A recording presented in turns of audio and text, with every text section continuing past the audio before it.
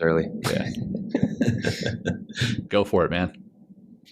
Oh, we're live? Hey. The most radical thing you do with your life isn't parachuting, bull running in Pamplona, or cliff diving. It's loving yourself contagiously and spreading more love, joy, gratitude, and kindness out into the world and helping others do the same. What a great quote from our guest today, Robert Radnoti. Stay tuned as we dive into what it takes to love and live contagiously. Raw, uncut, and unapologetic. Welcome to Men Talking Mindfulness.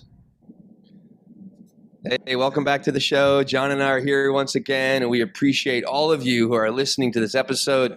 And hey, why don't you take a moment right now and help us grow the show by sending a text message right now with this link to 3 people who can become a little bit better by listening to this conversation and listening to Men Talking Mindfulness. So, what does it mean to love contagiously?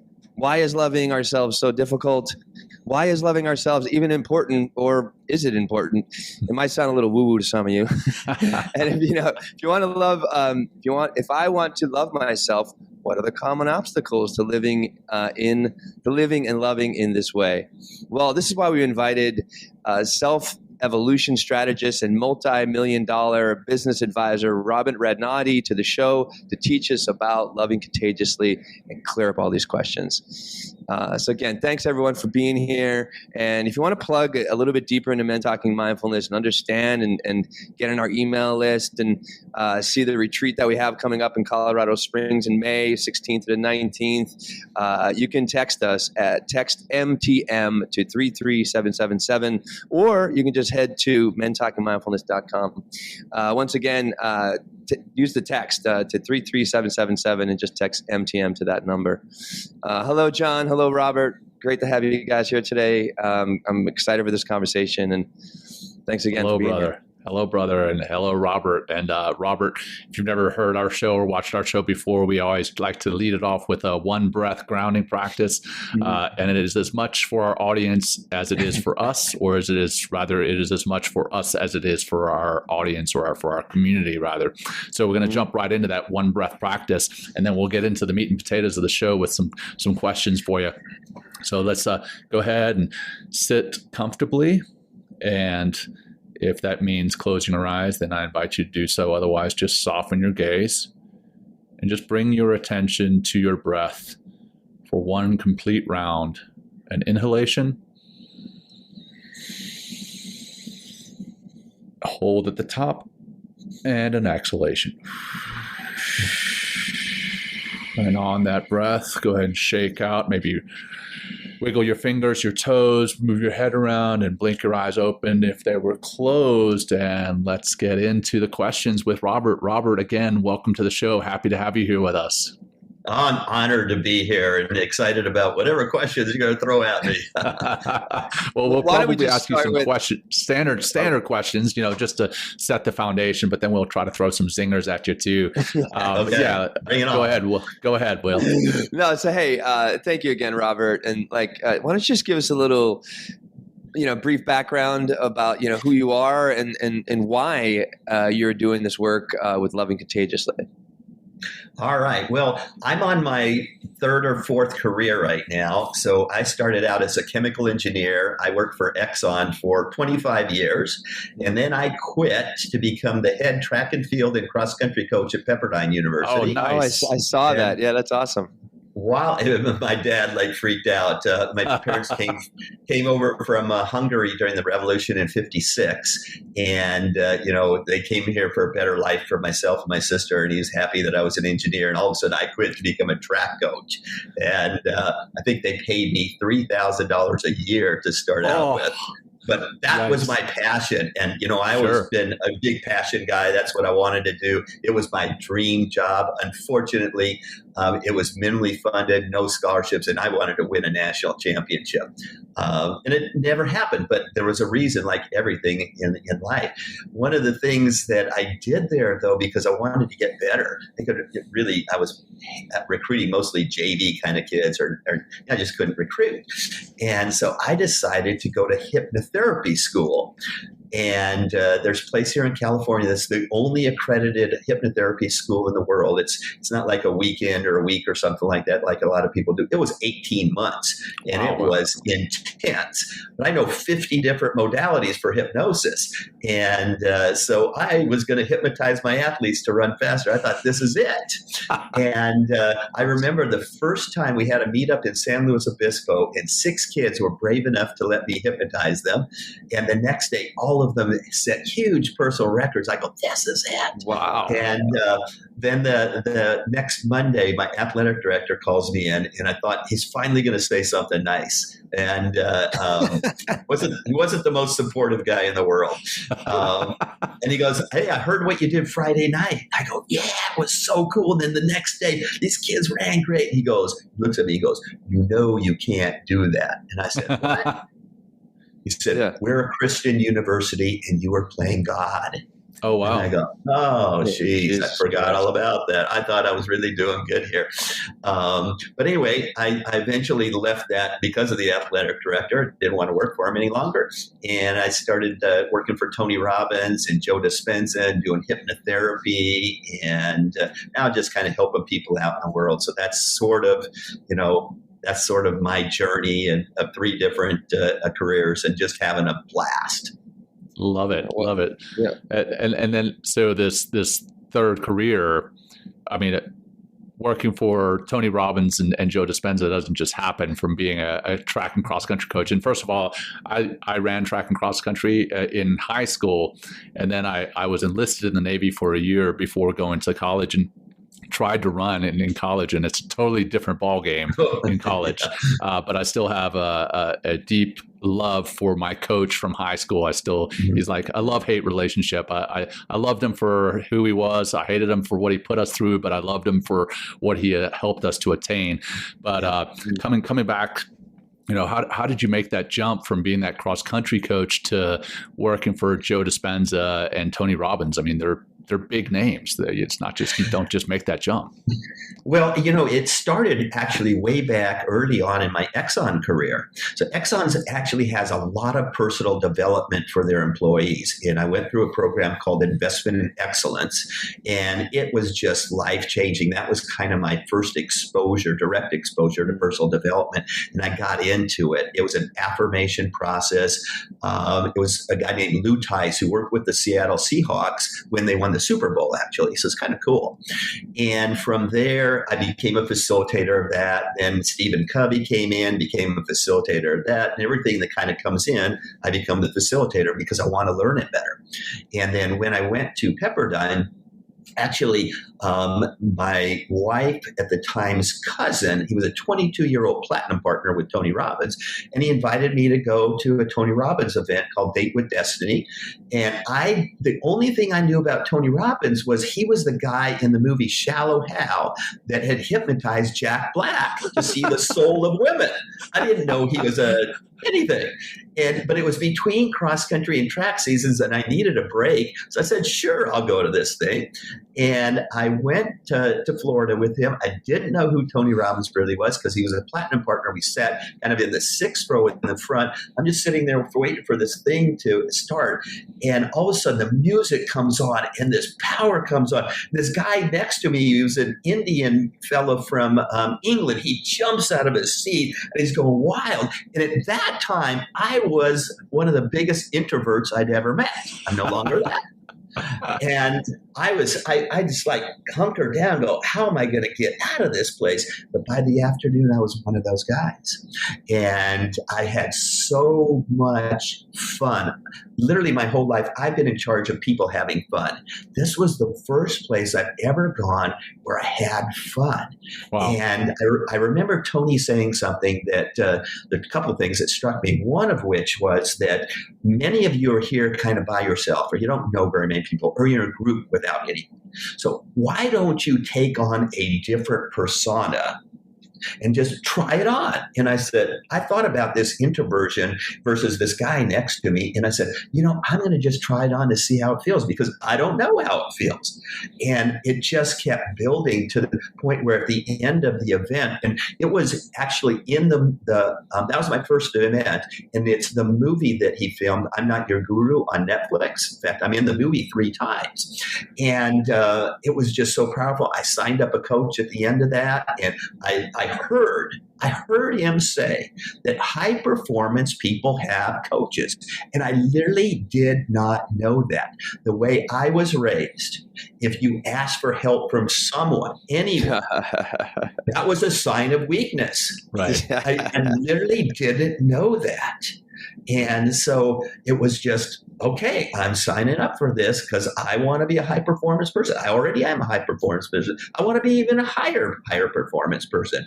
And I got so fortunate because the coach they picked for me, because of my, I was coaching at that time in athletics, they gave me his top athlete coach. So while Tony works with like Serena Williams and Andrew Agassi and a lot of sports people, he works with them once, twice, 3 times a year. He charges like $1 million per session. Well, he has this other guy, Chad Cooper, work with them year round. And so he, at one time, I think he told me he was working with like half the Major League Baseball players. And somehow I got into that group, and he was brilliant and really kind of accelerated me on the path. And then it wasn't too much longer where I joined the Platinum Partners, got to meet all those kind of people. They talk about that you become the average of the 5 people you surround yourself with. So I wanted to surround myself with those kinds of people. And then I go, well, I'm always a leader no matter what I do. I just kind of gravitate to that. So I got them leadership program, and they became a senior leader, and blah, blah, blah, blah, blah. And kind of the same thing happened with Joe Dispenza. It just happened during COVID because Tony stopped doing live events, and I really like live events, but Joe didn't really stop. So I started going to Joe Dispenza events. He has this company called Neuro Change Solutions that takes some of his learnings, teachings into the corporate setting, to where I came from. So I applied for that, got into that, and now I'm teaching that. Although I don't really do the corporate thing, Joe gave us approval to do what he calls open training. So what I've done is I've become the destination neuro change solutions guy. And cool. So I create events around the world, just wherever I want to go to.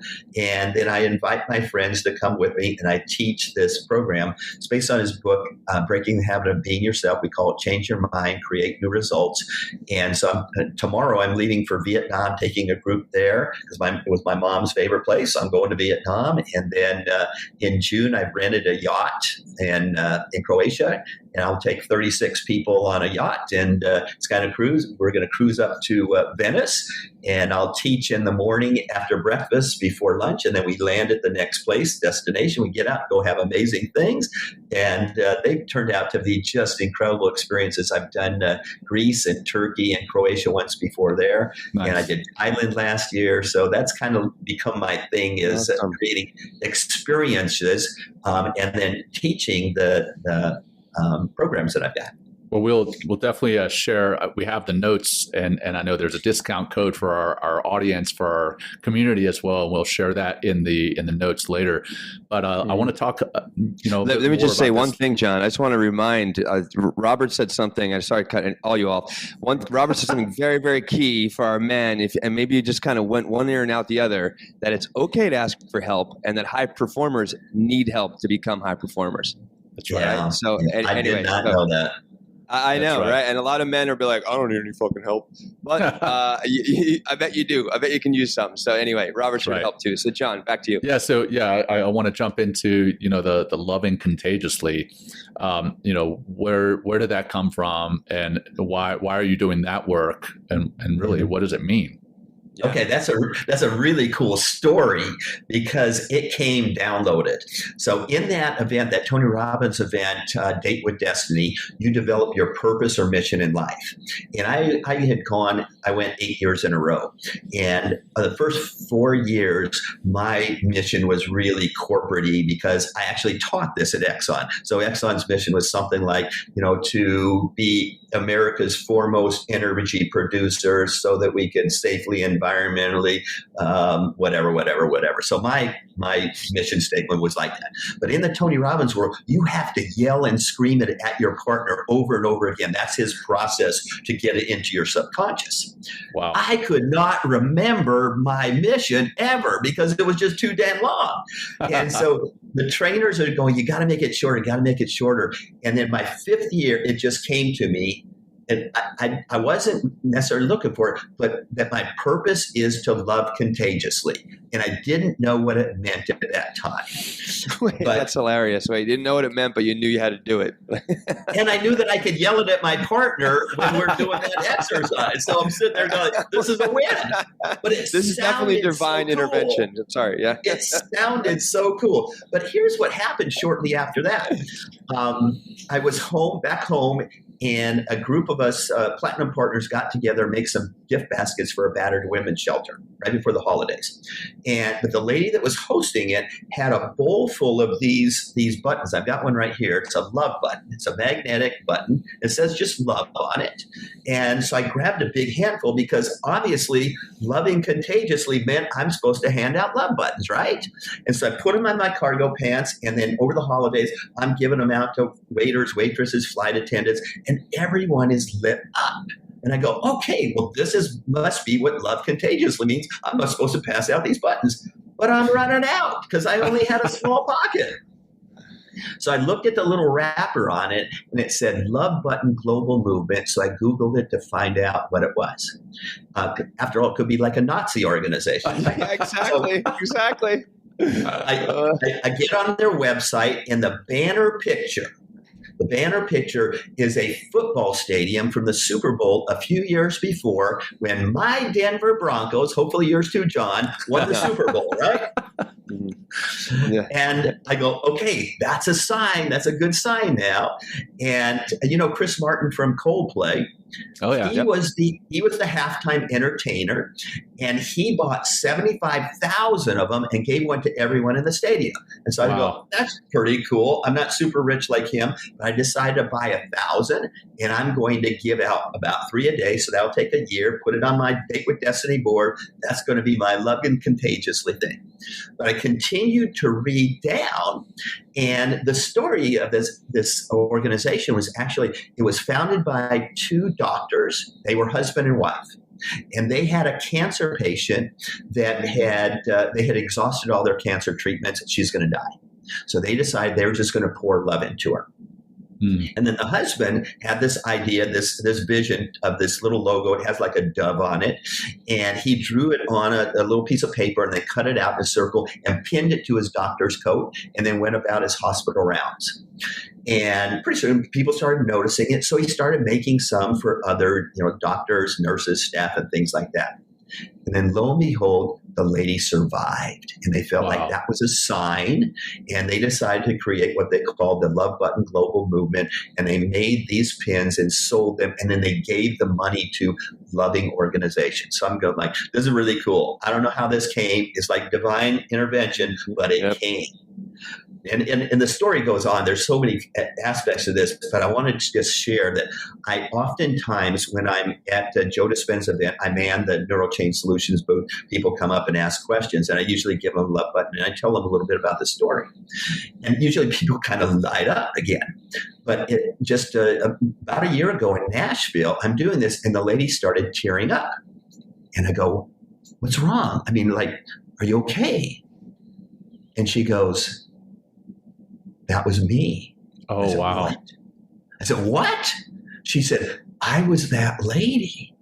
Oh, my God. I still get goosebumps when I think about it. And so she said, do you know Dr. Da-da-da-da? I don't remember. I don't know who the doctors are. She said, well, they're my best friends. They saved my life. So we took a little selfie. We sent it to them. And it was just another piece of the story that continues to become amazing. And now I've given out about 15,000 of my love buttons, and it just lights up people. And now I was at a Dispenza event last weekend, and I met someone, and they ordered 500 buttons to start doing that too. Nice. And I met someone last summer at an Abraham Hicks cruise, and she bought 300 for her son, who was a super introvert. Or were worried about him in school because he didn't connect to anyone. And she sent me a note, such a beautiful note, saying, my son gave one to his teacher, and it was like the first time she had ever seen him smile. Oh. And then when he came home from school, he asked if we could go to the mall, and he just started giving out randomly to people in the mall.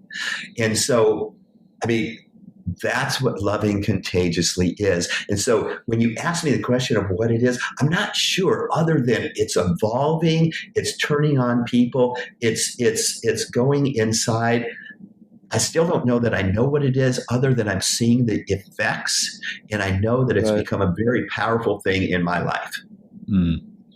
Well, your experience with it, I mean, it almost sounds, well, because love is our first nature, right? That's, one thing that I understood, and is the only power that we have when we're a small child is love. Yeah, and it's like the one thing that keeps us alive is just like our spirit is so pure. We're brought into this world, and everybody is like, I see a baby in the subway, and I can be having a real shitty day, and I just light right up. Like I wave to the kid, I'm like, hi, and it's just there's this kind of movement, I guess, and this this awareness of love when you kind of pass out these pins. Is this from your experience? Sounds like it just kind of wakes up the love that is just right underneath the surface, or maybe it's already there and just kind of heightens it a little bit. Is that kind of is that what's going on here with like this loving contagion? I think that's part of it, but I think there's so much that I don't even see, because it just kind of keeps expanding. And now it's actually led me on a quest, because my son about a year ago asked me, he said, Dad, what is love? Yeah. And I go, this is a really hard question. He said at a critical point where I've got to come up with a good answer. And truthfully, I didn't have a very good answer. I said, it's this feeling like you really like someone and blah, blah, blah, blah, blah. I don't know what I said, but it wasn't satisfying to him. And then I started actually doing some more research. And, I just Googled, what is love? And I started asking people. And it's fascinating because I know that in the pre-show, you're going to ask me questions about what is self-love, blah, blah, blah. And I'm sitting there going, this is going to be a really hard question, because I still don't know the right answer. Because it's not handing out love buttons. It is bringing that energy first to yourself. Taking care of yourself, taking care of your body, taking care of your mind, taking care of your soul, taking care of your spirit. And it's got to be all of that to be really loving to yourself. And when you're loving to yourself, then you just automatically are loving to the world. Yeah. I'm actually doing a little search here on a new AI that I've heard of called Perplexity.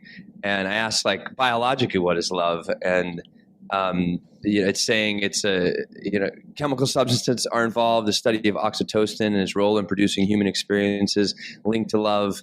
Evolutionary explanation: love may promote mutual parental support, exclusive long-term relationships, and could be a signal of reproductive fitness, which I think is interesting. Love from a biological perspective is a complex interplay of psychological processes, neurochemical reactions, and evolutionary mechanisms designed to promote bonding, reproduction, and the survival of the species. It is not merely an emotion, but a multifaceted biological process that influences humans' behavior, mental state, and physical well-being. The concept of love encompasses various components, including lust, attraction, and attachment, each mediated by distinct pathways. So that's just the biological function of love. I thought I'd just throw that out there. I'm glad Robert can tell his son that. What was so surprising is that was going to be my answer if you asked. Robert feeds Google the AI machine. That's good. So you talked about that self-love and loving ourselves, taking care of our souls, our spirits, our health, our wellness.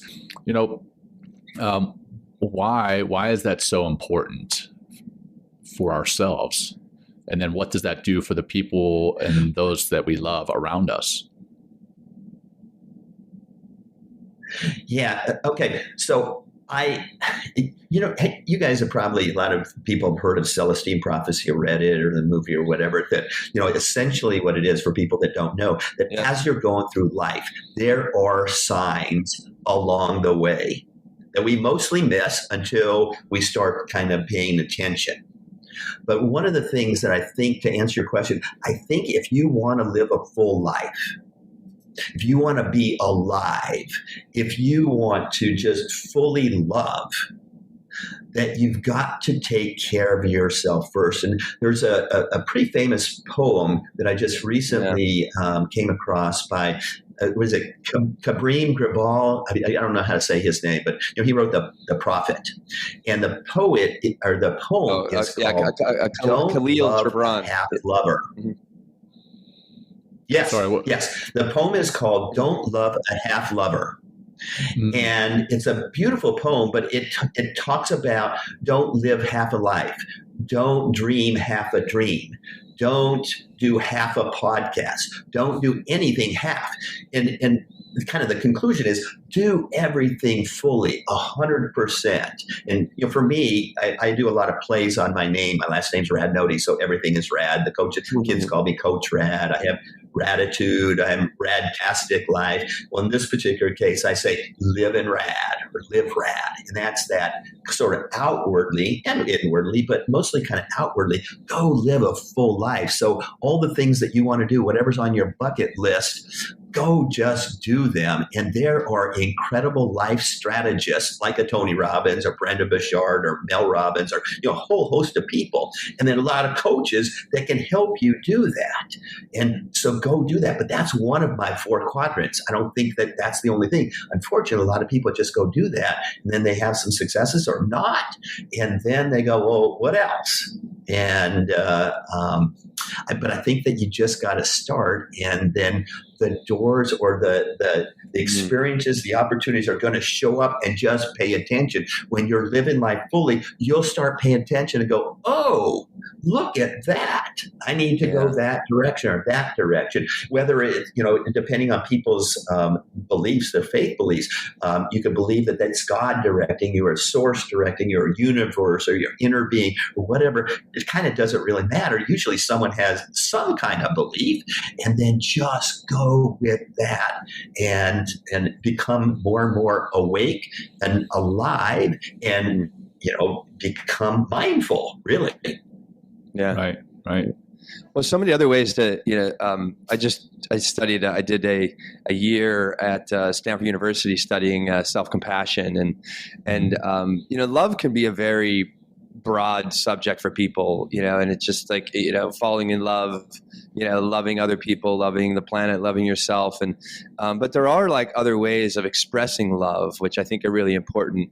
And to come back to what you said about, loving yourself first, and ways to do that are, and with other people as well, because if you can to experience love in these ways, such as like being patient, being kind, being compassionate, being empathetic, to yourself, like you're going to have a greater opportunity of expressing those forms of love to other people, and that also becomes more of how you kind of show up as a human being, and a part of those pins, like we're kind of reminded of that love that we have inside of us, and then to kind of show up in that way after you're being reminded. That's why we light up. That's why, I love the visual that you gave of like people just like your son like lighting right up when they realize that like love is there. Love is right there at the surface. We just need to kind of let go of ourselves, get out of our own way. That's a big part of it, and realize that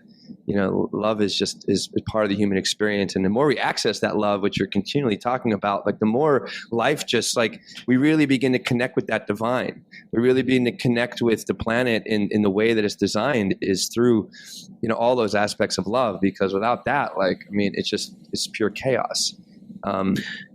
Yeah. Yeah, John, I think what happens is that we get to a point. I think most people get to a point where something happens, or maybe they just think about it, but that they turn inward.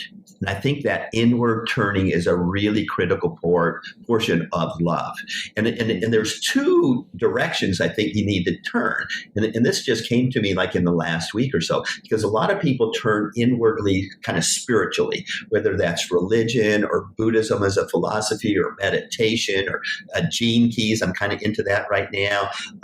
You do that. But one of my observations, because I'm really, especially when I go to the Dispenza world, there are all these spiritual people. They're amazing spiritual people, and yet their lives aren't necessarily great. And one of the things I discovered, and this was really hard to do, is that there's another aspect of turning inwardly that particularly men don't want to do, and that's psychology. The inner child work, the shadow work, the grieving work. And truthfully, in order to do that well, you need to go to a therapist. Ooh, I can't even say that word barely, right? Because there's such a stigma against that. We don't want to go to a therapist to have this kind. So I read books and had a workbook, and it wasn't until I worked with a spiritual guide who's really a therapist where I started doing this inner child work that would just blew me away, and it helped me move from really reacting as a defensive child after I'm wounded, triggered. This comes up in intimate relationships, right? And to figuring out how to be an adult. And until you've gone through that, healing that child, which is a very loving thing to do. It might be the most loving thing I've done. I don't think you get there, but most men, including me, just would never, ever want to go there because of the stigma of it. Right. And that's my message here. Bringing back to what Will said is asking for help. We don't even know who to ask. And some of the help we don't want to do because what would someone think if we did that? Yeah. If we had a coach, or we had a spiritual guide, or we had a guru, or we had a therapist. And I guess I've gotten to the point in my life now where I think that is so important if you want to accelerate your life to live in rad, in love and contagious, or whatever your words are. Because I suggest to people, you come up with your own phrase for yourself. It could be live in John, live in Will, and loving playfully. Yeah, whatever it is. Yeah, but it's just so important that people get on this path. And Will, you were at Stanford, and can't remember the professor's name up there, but she wrote a book comparing fixed mindset versus growth mindset. Right. And many people have fixed mindsets. They're not going to go do this. But growth mindset people, they can grow, and they will grow. It just depends on their pace. And if they ask for help, they're going to go a lot faster. Right. Yeah. I think you're reading our notes a little bit, because our next question was about men and the obstacles that we face with getting to this loving contagiously, or again, whatever we want to call it. And I think one of them is turning inwardly through that therapist, through the shadow worker, whoever. And, I go to therapy regularly, and within the SEAL teams, there was a time when I was like, oh, those go into therapy are weak-minded. And then I started to see it from a different angle. And rather than seeing it as therapy, I started to see it as mental fitness. And once I just changed that term, I was like, oh, it's mental fitness. I'm working out my brain, essentially. Working out my soul, working out my spirit. That helped a lot. And, one of our friends, Lauren through, she's a big time shadow worker, and I've been doing shadow work with her. When I heard shadow work, I was like, what is that? And then, then I was like, you know what? She's a friend. I'm going to find out what this is all about.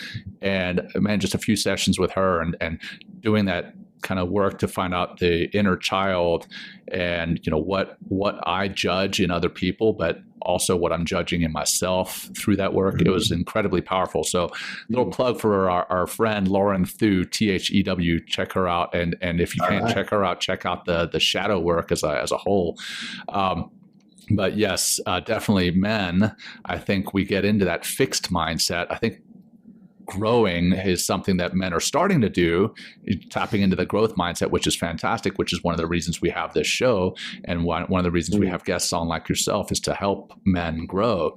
But how does loving contagiously change us for the better? Well, as you were talking, one of the things that popped into my head was the drama triangle. Are you familiar with the drama triangle? Yeah, sure am. Okay, so, please tell me. I don't know what the drama triangle is. Okay, so just visualize visualize a triangle, and the tip of it is the hero or rescuer, which is most of us men, right? Yes, we want to fix things. At one of the base points is the victim, and the other one is a perpetrator. And we get into this drama triangle often because we have a vision. I certainly did until maybe a week or two ago, that I want to be the hero. I want to be the rescuer. I want to be the knight in shining armor. Hollywood story, that's how I want my life to be. Right. I keep getting into these relationships where I become that. I'm awesome at it. But when you go there, your partner becomes the victim. Right. And they go further into becoming a victim. And then eventually the hero rescuer gets exhausted or resentful because, oh man, this person is taking so much advantage of me. I'm spending all this money, this time, blah, blah, blah, blah, blah. I'm a pleaser. I'm doing all that stuff. I got to escape and go away. And it's not their fault. It's because we came into it as wanting to be that victim or that hero and rescuer. Right. And we created this thing. Right. And so the learning for me, and I guess coming back as an example of loving contagiously for me was giving up the need to be the hero rescuer and have that story. And instead of the drama triangle, I want a circle. I want a circle where I am I don't know what the right word is yet, but equal or have a fair partnership where we're both contributing and we're not going to needing to save the other person because it's not our job. Right. Our job is to love contagiously on ourselves, to heal ourselves, to save ourselves. And then we can show up in the world and live fully and inspire other people, but not save other people. And I'm just guilty of that. And I think a lot of men are guilty of that. Definitely. And then we build resentment and we become the perpetrator. We become the perpetrator. Exactly. That's what happens. We break up. We become the perpetrator, and then we switch roles, and they become a scorned woman. Then I become the victim. Oh, poor me. She's yelling at me, screaming at me. She won't talk to me. She ghosts me. And then it's over with. And then you go on to the next one. You do it over and over again until you break the cycle. Right. When you actually love contagiously on yourself. Yeah. I mean, I feel like a lot of relationships with men, and what you bring up there is really important. Men typically, and a lot of the men you're probably listening out there, maybe if you listen to our show for a while, maybe you're not this way as much anymore, but we're very solution oriented. And to be solution oriented, we're very transactionally based. It's like, you have a problem, I can fix that problem. And that just keeps us at this transactional level where a lot of men don't want to go in to the emotional realm. And in order to go to the emotional realm and just be with a person and not try to fix their problem requires patience, requires just the ability to listen and to hold space, to keep your mouth shut. And sometimes that, from my experience, and I've worked on this for a long time, and I've gotten much, much better at it, and I still have room to grow, is just listening, holding space. And that is like, you talk about a container of love, just holding that space, letting people emote as much as they want, brag, whatever they want to do or say when you are coming together as human beings and just listening to each other as human beings. There's so much love that comes without trying to get into that transactional place and kind of fix their problems.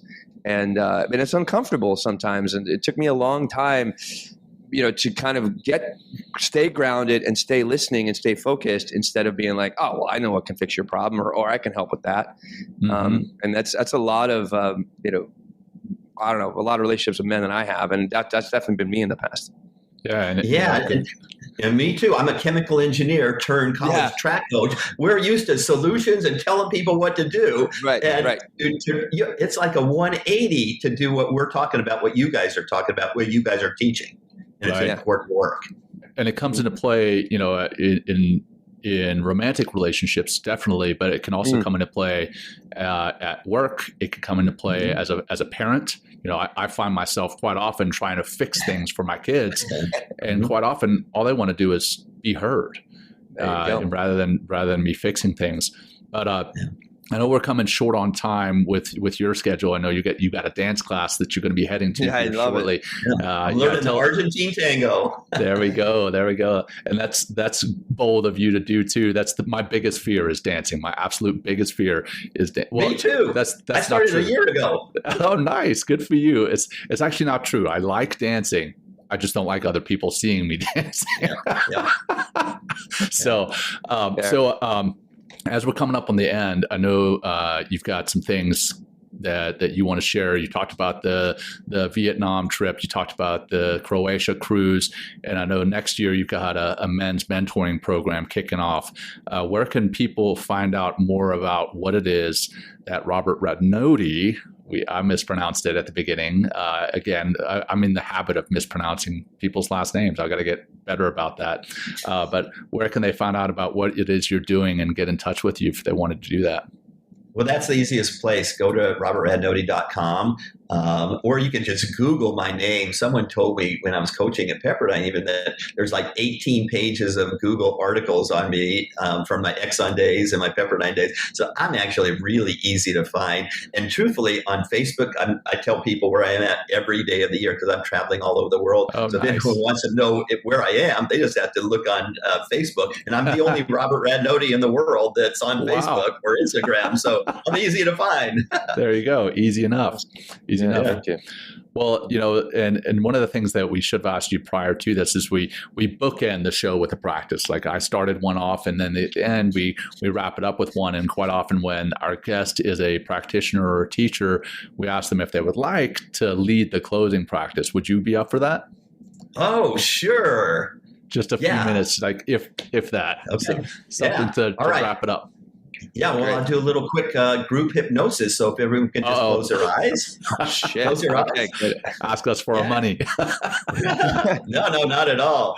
I'm here to serve you. Just close your eyes and just take 3 deep breaths and just relax and just let all the pressures and stresses of your life just go. And just wherever you might feel stress in your body, just imagine a white beam of light coming up through the top of your head and flowing through your body, flowing down your head to your neck, and at your neck it splits into 3, and 2 of them go to your arms, and just relax your shoulders and your biceps, triceps into your hands and out through your fingers and down through your neck, and swirls and twirls around all those beautiful vital organs within your body. And it continues down, and at the base of your spine it splits into 2 and goes down both your legs, relaxing your legs, your thighs, and your hamstrings, and your calves and shins, and down to your feet and out through your toes. Now, I want you to imagine yourself at a beautiful beach, and you're on a platform, maybe 20 steps above the beach, and you're going to walk down there. It's a very safe platform, wooden platform. It's a beautiful day, nice and sunny, blue skies, blue water, could be deep waters or turquoise waters of the Caribbean, white sands, and you're going to walk down to the beach. And you're going to walk together. I'm going to count you down. So you're going to put your left hand on the left railing and put your left foot down to step number 19, and then your right one to 18, and then 17, 16, 15, 14, 13, 12, 11, 10, 9, 8, 7, 6, 5, 4, 3, 2, 1, and deep sleep. And allow your mind to go to that special place in your subconscious where you're the most open to suggestions, because that's all hypnosis is putting yourself in a state open to suggestions to serve you, to benefit you, that come from you. And it's for the purposes of hypnosis only, and with your permission, that I'm going to make some suggestions in your subconscious, or rather, you're going to create an experience. Because now that you're down on the beach here and you don't have shoes on, you've got barefoot, a person starts walking towards you. And it looks like there's someone that you're familiar with, but you're not sure. As they get closer and closer and they come right up to you, you realize that they look like you. And in fact, it is you, but your future self. And so you're looking at your future self. You're looking from your left eye to your future self's left eye, because your left eye connected to the left eye connects to the right side of the brain, which is your emotional side of the brain. And so you're just gazing into each other's left eyes. And then finally, your future self starts to speak and says to you, I've been waiting for this moment your whole life. And I've got a couple important messages for you to hear. Because I've been through all the highs and lows in your life and just been there with you. But I'm in your future, and I know that the future is going to be amazing for you. This next phase of your life is going to be great. But you're going to have to remember a few things in order to access that future life. And what you have to remember is that you are worthy. You are so worthy of this beautiful life that you're going to create. And that you are deserving. You deserve that. And that people have made mistakes. You've made mistakes because you're human. It doesn't matter. You're perfect just as you are. God or the universe or source or whatever you believe in created us to be human, and that we learn from mistakes. But you are deserving of this future life. You are more than enough. You are loving, you are lovable, and you are loved. And I just want you to take that in. You are deserving, you are more than enough, you are worthy, you are loving, lovable, and loved. And as you gaze into the eyes of your future self, you take that into your heart and you want to just reach across and hug your future self. And you decide to go ahead and do that. And you hug yourself, your future self, and you pull them into you, but you pull them all the way into you because they're not real. And you pull it all the way into self. You pull your future self into you, being worthy, deserving, more than enough, knowing that you are loving, lovable, and loved. Because after all, your future self is you. This next phase of your life is exactly as you vibrate out into the world. So just vibrate high. And with that, we're going to bring you out of this short state of hypnosis by counting you out from 0 to 5. At 5, you'll come eyes wide open for right now. 0, just feel and look at this beach scene that you've created with the blue skies and the ocean and the white sands, and just take it all in visually. If you can, smell all the smells there, hear some sounds, feel the sand on your feet and the warmth of the sun on your face. And just feel the feelings of loving yourself, of self-love, of loving contagiously, meaning you love yourself so much that it spreads out to others around you, to your community, to the world. And at 1, know that we've made some suggestions into your subconscious to help you, to serve you, to benefit you, that really come from you on your quest to become a mindful man. And at 2, have faith in yourself, trust in yourself, believe in yourself. You got this. You've got this. We've just put some suggestions into your body, into your subconscious, that is now programmed into every cell within your body. And at 3, fill yourself up with excitement and anticipation for when you open your eyes and you go out and you just are alive, fully alive in this day, in this week, in this month, in this year. That it's going to be amazing as you step into your future self. And at 4, become aware that you're in your room, wherever you are listening to this podcast, and start to come back. And then at 5, eyes wide open. 1, 2, 3, 4, 5, eyes wide open, and come back. Awesome. That's wonderful. Yes, thank you, Robert. That was wonderful. I could definitely feel that beach, and I loved every minute of that. So thank you, and thank you for being with us today. I know you have to bounce and run to that dance lesson, and hopefully one day Will and I will join you on a cruise, and you can show us what you learned in those dance lessons. So, Will, I'll turn it over to you for any final words to wrap it up. No, I mean, just a big thank you, Robert, for joining us today and distributing some of your wisdom around loving contagiously and your experience with that. And that's it's like love is available to everybody, all of you. It takes a little practice. We got to kind of get out of our own way in a lot of ways in order to, kind of get back to that first nature that we all are. And thank you for reminding us of that today, Robert, as well. That's all we got. That's it. Yeah, John. Thank you, Robert. And thank you to our community for joining us. And until next time, take care. Pleasure and honor being here. Thank you for joining us today. We hope you walk away with some new tools and insights to guide you on your life journey. New episodes are being published every week, so please join us again for some meaningful discussion. For more information, please check out mentalkingmindfulness.com.